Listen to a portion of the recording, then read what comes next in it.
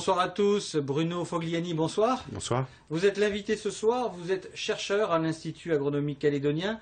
On parle avec vous ce soir de la restauration de sites miniers. Alors on le sait, l'exploitation minière engendre des perturbations graves environnementales.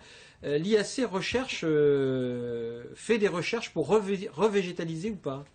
Oui, on a plusieurs programmes concernant la restauration écologique développés à l'IAC au niveau recherche qui touchent plusieurs aspects de la restauration écologique puisque l'on peut l'approcher sous différents angles, en particulier le matériel que l'on utilise pour faire cette restauration puisqu'il est possible d'utiliser ce qu'on appelle le topsoil qui est le sol de surface que l'on retrouve sur les milieux qui sont décapés par l'activité minière. Ce sol de surface qui contient la banque de graines, qui contient également les micro-organismes mais aussi des morceaux de plantes qui peuvent rejeter et qu'on utilise tel quel pour pouvoir restaurer les zones dégradées. On peut également en faire de la restauration active, c'est-à-dire par de la plantation. Et à partir de là, nous, notre travail de recherche consiste à trouver les meilleures façons de réinstaller les plants dans le milieu naturel en utilisant des fertilisants, de la fiente de poule, pas d'engrais chimiques? Non, pas d'engrais chimiques, de la boue de station d'épuration. Donc l'objectif est de trouver la meilleure matière organique utilisable pour bien faire croître les plantes. Et enfin, le troisième et dernier point, c'est le travail sur les graines d'espèces endémiques que l'on utilise pour la revégétalisation. Et on cherche à trouver les meilleurs moyens de les faire germer. Et on a des espèces qui s'adaptent mieux que d'autres?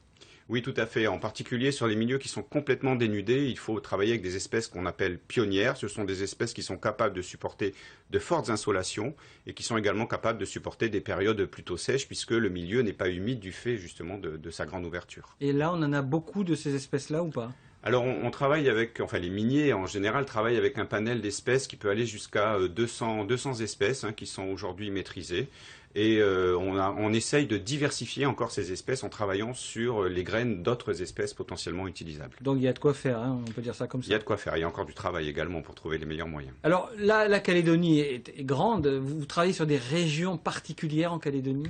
Alors en fait, on a des programmes de recherche un peu avec tous les miniers en Nouvelle-Calédonie. Donc du coup, on travaille sur plusieurs sites, des sites de la SLN comme le site de Copeto, mais également sur le Cognambo et puis avec notre partenaire Vallée également dans le sud où on fait de la création de corridors entre des patchs forestiers qui ont été dégradés, séparés du moins.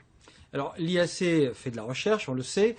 Ces plantes endémiques de Calédonie, est-ce qu'en travaillant sur ces plantes, vous trouvez de nouvelles filières constamment?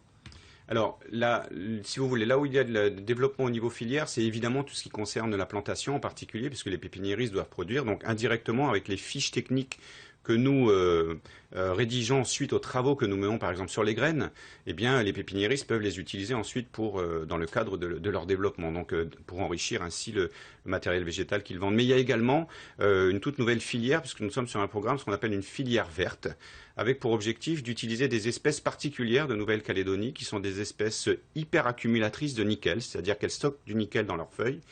Et ces métaux qui sont stockés dans les feuilles sont aujourd'hui utilisés comme catalyseurs dans des réactions chimiques. Donc ils accélèrent les réactions chimiques pour des procédés pharmaceutiques et autres.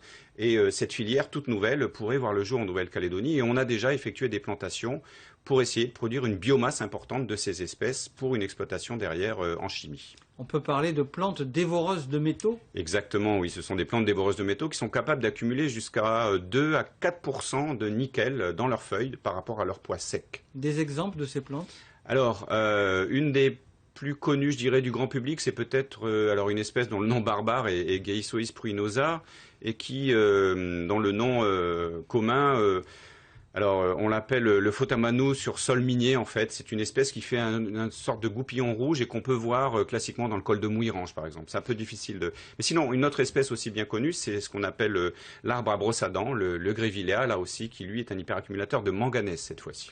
On avait vu cette photo une fois et ce film sur cet arbre avec la sève bleue. C'est quand même très spectaculaire. Oui, voilà, donc ça c'est une autre espèce, l'arbre à sève bleue. Et là aussi, alors c'est encore plus important puisque le pourcentage stocké dans le latex est beaucoup plus important. La difficulté de cette espèce, c'est une espèce forestière, donc il est difficile de l'utiliser en végétalisation en milieu ouvert. C'est la raison pour laquelle aujourd'hui on ne la travaille pas particulièrement, alors que les deux espèces que je vous ai citées précédemment, on les utilise dans des programmes de revégétalisation.